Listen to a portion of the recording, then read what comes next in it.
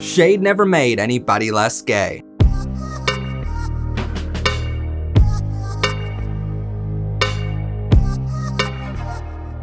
Welcome everyone to Powered and Protected by Rainbows. I'm of course your host, Matt Haslam. On today's episode, we're going over straight pride and homophobia, because they are more similar than you might assume. Now, I realize there are millions of Americans and others out there who are our community's biggest allies, and they want to celebrate who they are and their sexual preference as well. But that isn't what the entire straight pride movement is all about. The straight pride movement doesn't have anything to do with being straight at all. Now, at the end of today's episode, I'm going to provide some of my personal thoughts on this. But first, why does it exist and what's the purpose of the straight pride movement? Well, for that we have to look back at history, and we don't have to look very far at all. Well, most of you know I hate getting too political on this program, seeing that I view this show as an independent news and informative platform. I realize my examples here could be viewed to side with a certain party, but I assure you they are only to prove my point and not one-sided at all.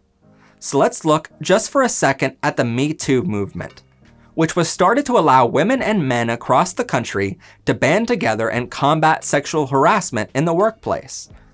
But this movement was hijacked and disrupted by folks who used the hashtag for malicious intent, with some bogus news outlets calling on their viewers to use the same hashtag for smaller things such as, "I spilled my coffee this morning, hashtag me too." It was done to undermine and devalue the entire original movement, and it sadly almost worked. Folks who didn't believe the women claiming their rights were violated started using the hashtag and flooded social media with bogus reports and other nonsense. But fortunately for our country, women across this great nation and around the world were a bit smarter and more amazing than the powerful men who wanted to undermine and devalue their entire movement. Think of it like this. Twitter, Facebook, and all of social media can only grab so much attention at once on their trending pages. Trending being what's more popular at the moment. And think of a trending page like a blank sheet of paper. If only your movement is trending, it's as if someone wrote your movement on a blank sheet of paper and highlighted it. But if someone wanted to undermine your movement, they know the best way to do that isn't by talking about your movement even more, because any press is good press in today's society. Sadly, those who oppose your viewpoint know the best way to combat your movement is to create what we call noise. A great example of this was the March for Our Lives movement, started by the classmates of the Marjory Stoneman Douglas High School in Parkland, Florida, after yet another school mass shooting in America, this time leaving 17 dead children. The students who survived band together with others from around the country and marched on our nation's capital, calling for lawmakers to care about their young lives. Some even going as far as to say care about their lives even though they weren't old enough to vote. Shortly after, we saw a news cycle filled with folks trying to devalue the words of the teenagers, calling their opinions not valuable enough or not educated enough to listen to.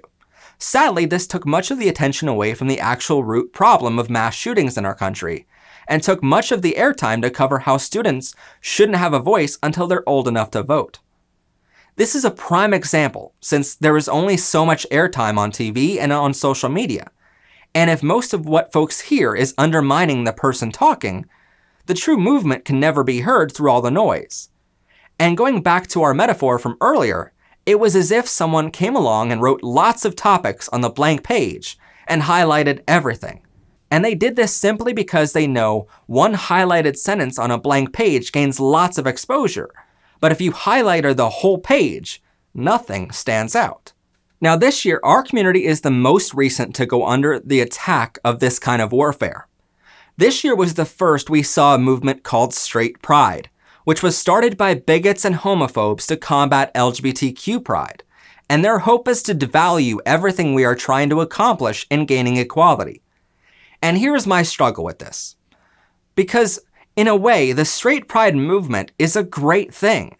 If one of your friends or family members shares any straight pride nonsense, it single-handedly allows you to know immediately which of your friends is a bigot, a homophobe, and hates you for everything you are and everything you love. But At its core, some folks believe they should be able to celebrate their sexuality as well, being straight. And they don't understand what the straight pride movement really is. And to be fair, there's nothing wrong with straight folks wanting to celebrate their sexuality as well. Being straight is fine too, and that's exactly our point. We want to be equals. But straight folks aren't murdered just for being straight and walking down the sidewalk holding their girlfriend's hand in public. They aren't yelled at from a moving vehicle and called names. Their sexuality isn't a joke used by bullies in school. Their sexuality was always free and accepted. They were never thrown in jail for who they are, and they didn't have to spend 25 years of their lives hiding everything they are from the world, fearing they would lose everything if anyone ever found out. 70 countries around the world don't still prison, and 55 don't still murder their straight population. No, that sort of stuff only happens to LGBTQ. But the only goal of the straight pride movement is to poke fun of the gay pride movement.